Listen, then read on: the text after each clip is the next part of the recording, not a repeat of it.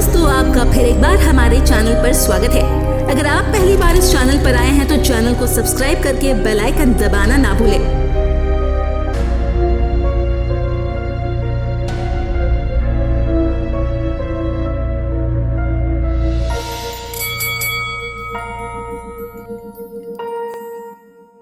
Rutuja kitchen से biscuits और 2 cup चाय वाली ट्रे ले आई। लगभग 23-24 साल की एक युवती सोफे पर बैठी थी, अपने विचारों को कागज पर लिख रही थी। वो एक प्रसिद्ध पैरानॉर्मल मैगजीन की पत्रकार थी और अपनी अगली स्टोरी के लिए यहाँ आई थी। ऋतुजा, क्या आप इंटरव्यू शुरू करने के लिए तैयार हैं? सोफे पर बैठी प्रिया ने सहज मुस्कान के साथ पूछा। हाँ जरूर, प्लीज शुरू करो। हालांकि ऋतुजा पिछले कुछ दिनों की घटनाओं को याद नहीं करना चाहती थी। क्या आप इस घटना से पहले भूत प्रेत में विश्वास करती थी? उसके चेहरे पर मुस्कान अब गायब हो गई थी। कभी नहीं। हालांकि मैं बचपन से भगवान में विश्वास करती हूँ, लेकिन कभी भी नकारात्मक आत्माओं में विश्वास नहीं करती थी, ऋतुजा ने गंभीरता के साथ कहा। ठीक है, लेकिन बहुत से लोग इन बातों को ये कहते हुए खारिज कर देते हैं कि इन सब का कोई वैज्ञानिक स्पष्टीकरण नहीं है और ऐसी घटनाएं मात्र मति भ्रम है। इस पर आपकी क्या राय है? मुझे खुद विश्वास नहीं होता। अगर हमने वो यात्रा नहीं की होती, भले ही मैं चाहती कि ये केवल एक बुरा सपना हो, लेकिन मैं वास्तविकता से नहीं बच पाई। ठीक है ऋतुजा, क्या आप पूरी घटना को विस्तार से बता सकती हैं? उस रात में वास्तव में क्या हुआ था? प्रिया ने कलम और कागज हाथ में लिए और पूछा। ये एक रात की कहानी नहीं है। ये सब उस शाम से शुरू हुआ जब हम अपनी शादी की पहली सालगिरह मनाने के लिए मुंबई से लोनावला जाने के लिए निकले। ऋतुजा, क्या तुमने चाबियां देखी है? सुमित हमेशा की तरह कार की चाबी खो चुका था और परेशान होकर कमरे के हर संभव कोने में तलाश कर रहा था।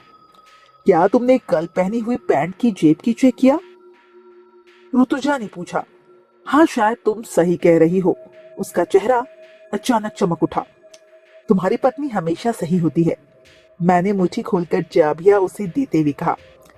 मैं वॉशिंग मशीन में पैंट डालने जा रही थी, तब मैंने जेब चेक करने का सोचा। इसीलिए आई लव यू डार्लिंग। लेकिन तुम्हें भी ये मानना पड़ेगा कि मेरे अलावा अन्य कोई व्यक्ति तुम्हारे जैसी शॉपिंग करने वाली महिला के साथ नहीं रह सकता है। ठीक है बाबा, सॉरी। क्या अब हमें निकलना चाहिए? पहले से ही अंधेरा हो रहा है। हमारा रात से पहले लोनावला पहुंचने का प्लान है। चिंता मत करो ऋतु, लोनावला मुंबई से केवल 80 किलोमीटर की दूरी पर है। हम 2 घंटे से भी कम समय में वहां पहुंच जाएंगे। जब तक हम फार्म हाउस तक नहीं पहुंच जाते, तब तक अपना उत्साह बनाए रखो। फिर हम वहां खूब मौज मस्ती करेंगे। सुमित ने पलक झपकते कहा। हमारी शादी की पहली सालगिरह से एक दिन पहले 9 दिसंबर की शाम थी। मैंने और सुमित ने कुछ दिनों के लिए मुंबई की तनाव से दूर हमारी सालगिरह मनाने के लिए लोनावला जाने का प्लान किया था। सुमित ने हमारे लिए एक फार्म हाउस बुक किया था। हालांकि मैंने उससे कोई साधारण गेस्ट हाउस या होटल बुक करने को कहा था, पर जब मैं उस शाम को पीछे मुड़कर देखती हूँ तो हम दोनों बहुत खुश थे। पर हमें क्या पता था कि ये यात्रा हमारे जीवन का सबसे दर्दनाक अनुभव साबित होगी। मैं संगीत में डूबी हुई थी। तभी सुमित ने अचानक कार रोक दी। मैंने अपने आसपास देखने के लिए अपनी आंखें खोली। वो एक सुनसान सड़क थी जिसके दोनों ओर घनी झाड़ियां थी। क्या हुआ सुमित? मैंने सुमित से पूछा, जो कार की चाबी निकाल रहा था। नेचर्स कॉल डियर, सुमित ने अपने चेहरे पर एक मासूम मुस्कान के साथ कहा। मैं अपनी व्हाट्सएप मैसेज देख रही थी जब मुझे लगा कि कोई मुझे खिड़की के शीशे के बाहर से देख रहा है। मैंने ऊपर देखा तो एक बूढ़ी औरत हाथ जोड़कर मुझे घूर रही थी।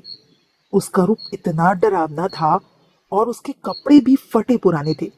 मैं थोड़ी डर गई, लेकिन फिर भी खिड़की 1 इंच नीचे की। बेटा, क्या आप कृपया मुझे आगे तक छोड़ सकते हैं, यदि आप लोनावला की ओर जा रही हैं? लोनावला से कुछ ही किलोमीटर पहले एक छोटा सा करंज गांव है। आप मुझे वहां तक छोड़ दो। भगवान आपको आशीर्वाद देंगे, उसने कहा। उसने हाथ अभी भी जोड़े हुए थे। उसकी दुर्दशा सुनकर मैं थोड़ी सहम गई, लेकिन अगले ही पल में होश आ गया। मैंने ऐसी घटनाओं के बारे में सुना था जहां ऐसे लोगों ने गाड़ियों से लिफ्ट लेने के लिए अपना रूप रंग बदल लिया था और बाद में उन्हें लूट कर उनकी हत्या भी कर दी। हालांकि वो अकेली निहत्ती दिखाई दे रही थी। शायद उसके गिरोह के अन्य सदस्य कहीं इंतजार कर रहे होंगे। इसके अलावा मैं किसी अजनबी को लिफ्ट देकर इस रोमांटिक लॉन्ग ड्राइव को खराब करने की मूड में नहीं थी। सॉरी अम्मा, हम लोनावला की ओर नहीं जा रहे हैं, मैंने कहा और खिड़की ऊपर कर दी। उसने एक पल के लिए मुझे देखा और आगे चली गई। चलो अपनी यात्रा जारी रखे। सुमित वापस आ गया था। इस बूढ़ी औरत से मेरा ध्यान हटा और मैं फिर मोबाइल देखने लगी।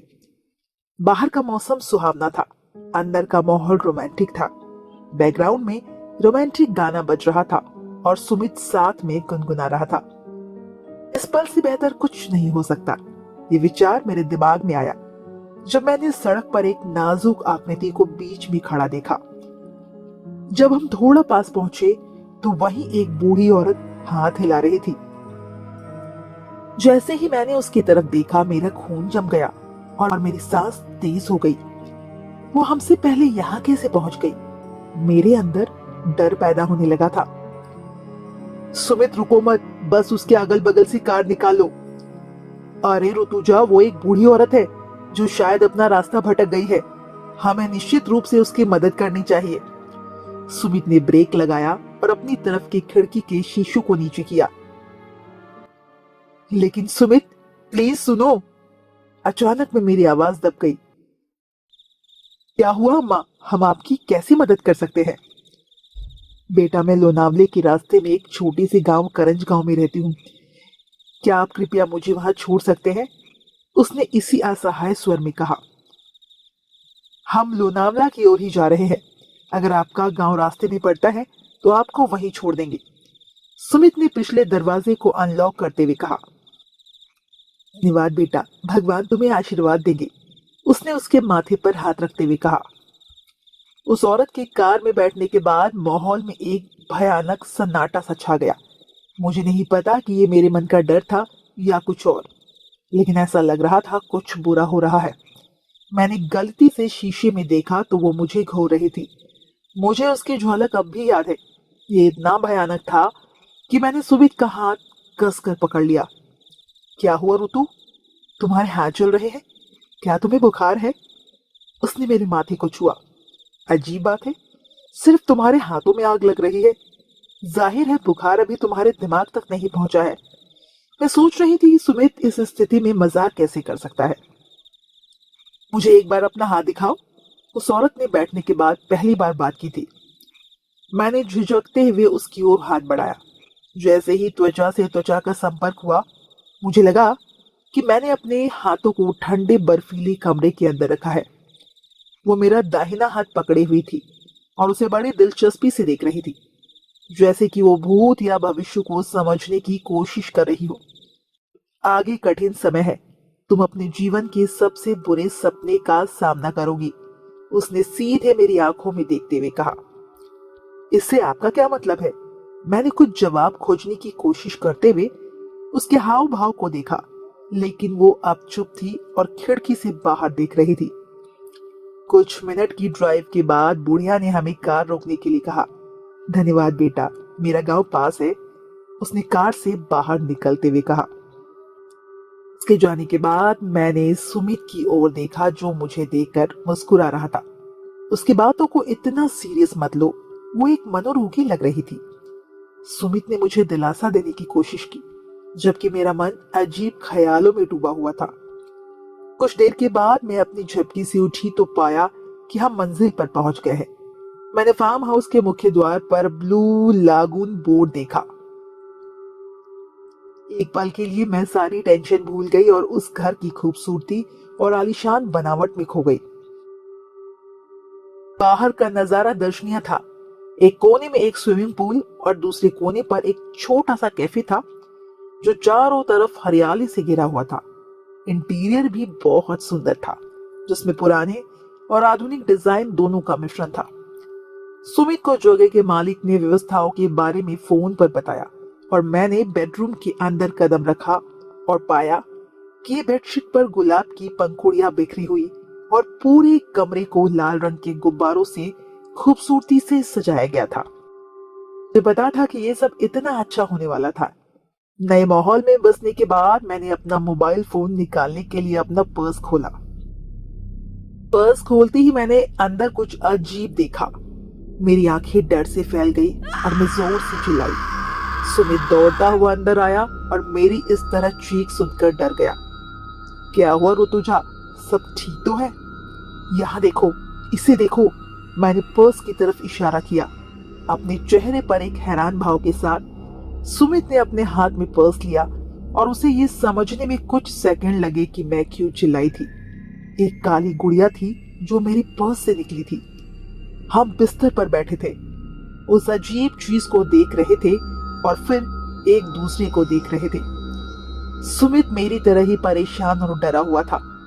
कुछ पल की चुप्पी के बाद मैंने कहा, क्या तुम्हें लगता है कि इसका उस बूढ़ी औरत से कोई संबंध है जिसने हमसे लिफ्ट ली थी? उसकी शक्ल किसी को भी डराने के लिए काफी थी।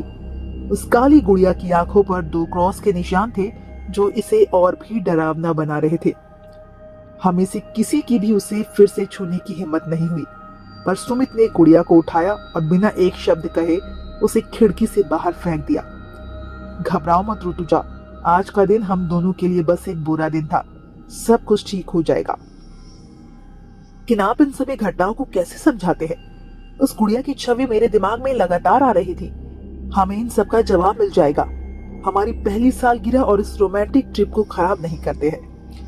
सुमित ने मुझे कसकर गले लगाते हुए कहा, अब आज रात के लिए अपने मूड को खुश करो। उसने अपने चेहरे पर एक शरारती मुस्कान के साथ कहा।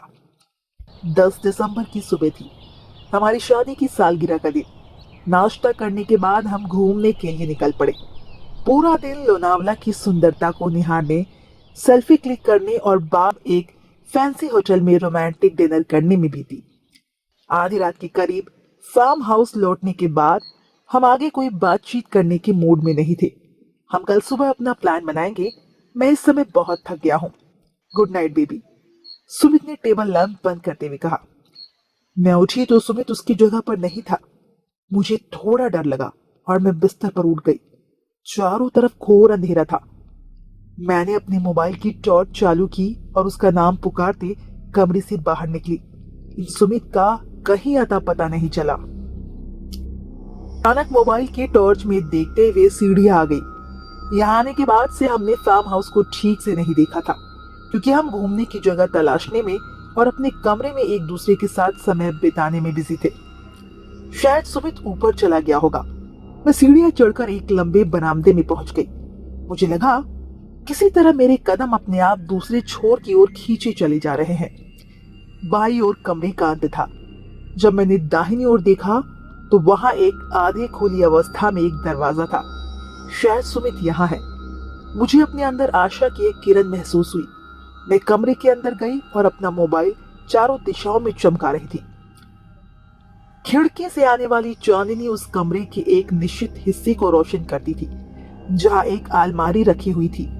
मैंने अलमारी के शीशे के ऊपर देखने के लिए अपने मोबाइल की फ्लैशलाइट चमकाई तो वो खाली था, सिवाय मुड़े हुए कागज के एक टुकड़े को छोड़कर। उत्सुकतावश मैंने उस कागज के टुकड़े को निकाला और उसे खोलना शुरू किया। जब मुझे लगा कि किसी ने मेरे कंधों पर ठंडा हाथ रखा है, एक ठंडी लहर मेरे रीढ़ में गई और मैं वहीं जम गई। जब मैंने अपनी आंखें खोली तो सीलिंग फैन पूरी गति से घूम रहा था। मुझे यह महसूस करने में कुछ सेकंड लगे कि यह सिर्फ एक सपना था। क्या अजीब सपना है, मैंने सोचा। एक ग्लास पानी पीने के बाद मैंने फिर से सोने की कोशिश की, लेकिन सो ना सकी। यह सपना कुछ ऐसा दर्शा रहा था जिसे मैं समझ नहीं पा रही थी। सुमित चैन से सो रहा था। मैंने अपने सपने को फिर से याद करने की कोशिश की, ये देखने के लिए कि क्या इससे जुड़ा कोई छिपा हुआ अर्थ है। जैसे ही मैंने इस सपने से बाहर कदम रखा, सारी बत्तियां बुझ गई और चारों ओर घोर अंधेरा छा गया। मैंने अपने मोबाइल की टॉर्च चालू की और उन सीढ़ियों की तलाश की जो मुझे ऊपर ले गई थी। मैं जल्दी से ऊपर गई, बरामदे को पार किया और उस दरवाजे पर पहुंची जो आधी खुली अवस्था में था, जैसा मैंने सपने में देखा था। मैं सचमुच डर से कांप रही थी। खिड़की से आती चांदनी अलमारी पर पड़ रही थी, जैसे कि उम्मीद थी कागज का एक टुकड़ा ऊपर रखा हुआ था।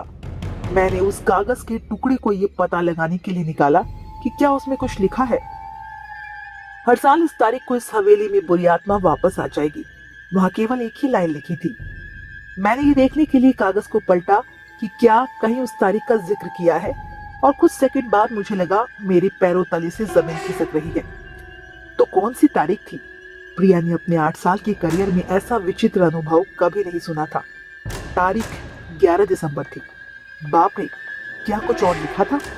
एक लंबी चुप्पी के बाद ऋतुजा बोली, वहां एक चेतावनी लिखी हुई थी, अलग अलग लिखावट में। मैंने उस लाइन को दोबारा पढ़ा। मैंने तुम्हें वो गुड़िया दी थी ताकि तुम्हें बुरी आत्मा से बचाया जा सके, लेकिन ऐसा लगता है तुमने इसे फेंक दिया है। अब इसका परिणाम तुमको भुगतना पड़ेगा। ये पढ़कर मेरे दिमाग में उस बूढ़ी औरत का चेहरा घूमने लगा। मैंने उस कागज के टुकड़े को अलमारी में रख दिया और बंद कर दिया। अचानक मुझे लगा कि किसी ने मेरे कंधों पर हाथ रखा है। मैं उस स्थिति में जम गई और कुछ बुरा होगा ये सोचकर अपनी आंखें बंद कर ली। ऋतुजा, क्या तुम ठीक हो? यहाँ क्या कर रही हो? मैं पीछे मुड़ी तो सुमित चिंतित भाव से मेरी ओर देख रहा था। मैंने उसे कसकर गले लगाया और मेरी आंखों से आंसू छलक पड़े। सुमित, इस जगह पर कुछ अजीब है, मुझे डर लग रहा है। क्या हुआ जो तुम इस कमरे में आ गई? खैर, चलो अपने कमरे में चलते हैं और पहले आराम करते हैं। तुम्हारी तबीयत ठीक नहीं लग रही है। तो सुमित, मैं तुम्हें कुछ दिखाना चाहती हूँ, डरी हुई आवाज में कहा। इस अलमारी में एक कागज है, पर अलमारी के अंदर कुछ भी नहीं है। ये पूरी तरह से खाली है। सुमित ने आश्चर्य से कहा। मुझे देखने दो। बस यही थी वो तारीख, वो चेतावनी, वो बुढ़िया। मैं खुद नहीं जानती थी कि मैं क्या बोल रही हूँ, लेकिन जैसे ही मैंने अलमारी देखी, मुझे लगा कि मेरे लिए असलियत और भ्रम के बीच की रेखा धुंधली हो गई है। अलमारी अब खाली थी और कागज का कोई निशान नहीं था। मैं तुम्हारी कसम खाती हूँ सुमित, यहाँ पेपर था। यह हम दोनों के लिए चेतावनी है। चलो यहाँ से चले। चिंता मत करो बेबी, ऐसा लगता है तुमने एक बुरा सपना देखा था। चलो वापस अपने कमरे में चलते हैं। बहुत देर हो चुकी है, आधी रात हो चुकी है। सुमित ने मुझे दिलासा दिया, जैसे कि ये उसके लिए बिल्कुल सामान्य बात थी। मैं उस रात ठीक से सो नहीं पाई। मैं आधी नींद में थी जब सुबह 7 बजे अलार्म बजने लगा। फ्रेश होने के बाद हम लोनावला के कुछ अन्य प्रसिद्ध जगहों की यात्रा करने के लिए निकले, लेकिन मैं आज मानसिक रूप से परेशान थी क्योंकि मेरा मन कल रात की घटनाओं के बारे में सोच रहा था। जब हम वापस लौटे तो शाम ढल चुकी थी। सुमित, क्या तुम्हें यकीन है कि हमें आज रात यहीं रुकना चाहिए? मुझे लगता है हम आज रात के लिए दूसरे होटल में शिफ्ट हो सकते हैं, मैंने जोर देकर कहा। अरे चिंता मत करो, हमारे यहाँ की कल रात की बुकिंग है। जरा याद करो कि हमने इसके लिए कितना पैसा दिया है, उसने चिंता के स्वर में कहा। अगर आज तुम्हें कोई परेशानी महसूस होती है तो मुझे जगा देना। बिस्तर पर जाने के बाद बहुत थके हुए होने के कारण मुझे पता ही नहीं चला कि मैं कब सो गई। मुझे याद नहीं कि मैं कब सोकर उठी थी। एक गिलास पानी पीने के बाद जब मैं वॉशरूम में गई, जैसे ही मैंने शीशा देखा, मेरी जोर से चीख निकल गई। वो अजीब बूढ़ी औरत बस मेरे पीछे खड़ी थी। मैं तुरंत वापस मुड़ी, वो वहां बाहर थी, हाथ में एक काली गुड़िया पकड़े हुए। मुझे बाथरूम में घुटन से होने लगी। तुमने इस गुड़िया को क्यों फेंक दिया? ये तुमको किसी भी बुरी आत्मा से बचा सकती है। ये लो, नहीं तो तुम्हें कोई नहीं बचा सकता। उसकी आवाज कांपती और कर्कश थी। मैं अचानक किसी चीज के गिरने और टूटने की आवाज से उठी। महसूस करने में लगभग 1 मिनट लगा कि टेबल लैंप गिर गया है, जो मेरे बिस्तर के बगल की टेबल पर रखा हुआ था। कमरा पूरा अंधेरा था। फिर से एक बुरा सपना।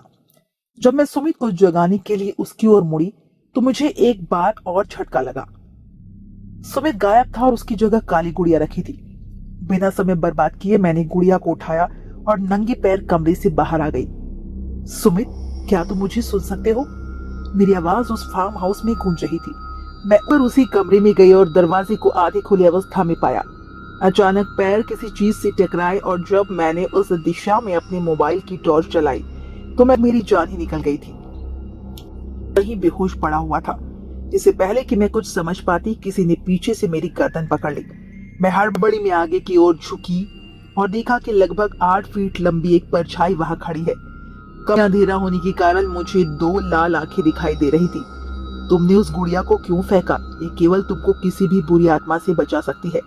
मेरे सपने से बुढ़िया की आवाज मेरे कानों में गूंज रही थी। वो राक्षस वही मेरी आंखों के सामने था, लेकिन डर आपके दिमाग में तब तक बना रहता है जब तक आप वास्तव में उसका सामना नहीं करते। मैं एक पल के लिए उन लाल शैतानी आंखों को डर से निहारती हुई वहां खड़ी रही और उन आंखों के ठीक सामने उस काली गुड़िया को चमका दिया। परछाई ने मुझे दूर धकेल दिया और मेरा सिर पीछे की अलमारी से टकरा गया, जिसके बाद मैं बेहोश हो गई। होश आया तो कमरे में चारों तरफ अंधेरा छाया हुआ था। कमरे में उस डरावनी परछाई का ना तो उस काली गुड़िया का कोई निशान था। सुमित अभी भी वही बेहोश पड़ा हुआ था। गिर से मैं उसे वापस कमरे में खींचने में कामयाब रही। सुमित प्लीज उठो, सुन रहे हो? मैंने उसे जोर से जगाने की कोशिश की, लेकिन किसी भी चेतना का कोई संकेत नहीं है। मैं उस पूरी रात रोती रही। उसके होश में लाने के लिए मैं कुछ भी ना कर सकी। जैसे ही सूरज की पहली किरण निकली, सुमित ने अपनी आंखें खोली। सुमित, क्या तुम ठीक हो? अब तुम कैसा महसूस कर रहे हो? कल रात तुम्हें क्या हुआ था? मैंने एक ही सांस में इतने सारे सवाल पूछे। कहाँ है अमृतूजा? सुमित ने इधर उधर देखते हुए कहा। आखिरी बात मुझे याद है कि हम अपनी पहली शादी की सालगिरह के लिए लोनावला जाने के लिए अपना सामान पैक कर रहे थे। ये कौन सी जगह है? ऐसा क्यों लगता है कि मैं बहुत देर तक सोया था? सुमित पक्का इस बार मेरे साथ कोई मजाक नहीं कर रहे थे, जैसा कि वो आमतौर पर करता है। मेरे मन में कई सवाल है, लेकिन पहले यहाँ से निकल जाए। मुझे आशा है कि आपको गाड़ी चलाना ही याद होगा, बिस्तर से हटते हुए कहा। पंखे की आवाज और घड़ी की टिक टिक की आवाज इस सन्नाटे में साफ साफ सुनाई दे रही थी। घड़ी देखते हुए प्रिया बोली, क्या मैं तुम्हारे पति से मिल सकती हूँ? उन्हें अभी भी ट्रिप के बारे में कुछ भी याद नहीं है। वैसे वो शाम 6:30 बजे घर लौटते हैं। कुछ देर सोचने के बाद कहा, कोई बात नहीं, क्या मुझे उनका नंबर और उनके ऑफिस का पता मिल सकता है, अगर आपको कोई दिक्कत नहीं है? शाम करीब 5:30 बजे प्रिया सुमित के ऑफिस के बाहर खड़ी थी। तभी उसने उसे मेन गेट से बाहर आते देखा। उसने उसकी फोटो ध्यान से देखी और ये सुनिश्चित होने के बाद कि वो व्यक्ति सुमित था, वो उसके पास गई और एक मुस्कान के साथ उसका नमस्ते किया। हाय सुमित, मैं प्रिया हूँ। उसने अपनी एनिवर्सरी ट्रिप के उद्देश्य और ऋतुजा के साथ अपनी बातचीत के बारे में एक संक्षिप्त परिचय दिया। प्रिया के हर शब्द पर सुमित के हाव भाव बदल गए। वो वहीं खड़ा था, पूरी तरह से स्तब्ध दिख रहा था। क्या आप कृपया मुझे लोनावला ट्रिप के अपने अनुभव के बारे में बता सकते हैं? प्रिया को पहले ही होश आ गया था कि कुछ गड़बड़ है। दरअसल हम कभी लोनावला नहीं गए, क्षमा करें। प्रिया ने सोचा कि उसने कुछ गलत सुना है। 10 दिसंबर को आपकी शादी की पहली सालगिरह थी और आपने अपनी पत्नी के साथ 4 दिन लोनावला जाने का प्लान बनाया था, अगर मैं गलत नहीं हूँ। इस सालगिरह मनाने के लिए लोनावला का प्लान बनाया था, लेकिन दुर्भाग्य से वहां नहीं जा सके। 9 दिसंबर की शाम को ऋतुजा घर में अचानक बेहोश हो गई। जब हम अपना बैग पैक कर रहे थे, वो लंबे से समय से मेनिंजाइटिस से पीड़ित थी। ये एक दुर्लभ बीमारी है जो मस्तिष्क को ढकने वाली नाजुक झिल्लियों को प्रभावित करता है। ऋतुजा पहले से ही दवा ले रही थी, लेकिन अचानक बेहोश होने पर उसे अस्पताल में भर्ती कराना पड़ा। वो 1 हफ्ते से अधिक समय से कोमा में थी। प्रिया इस सब का स्पष्टीकरण पाने की आशा में उसे घूरती रही। उसने उससे सवाल पूछने के लिए शब्द खोजने की कोशिश की, लेकिन एक शब्द भी नहीं बोल सकी। क्षमा करें, मुझे एक अत्यावश्यक कॉल आ रही है, जाने की जरूरत है। आपसे मिलकर अच्छा लगा, सुमित ने अपना मोबाइल फोन उठाते हुए कहा। प्रिया चुपचाप वहीं खड़ी रही, उसे अपनी कार की ओर जाते हुए देख रही थी।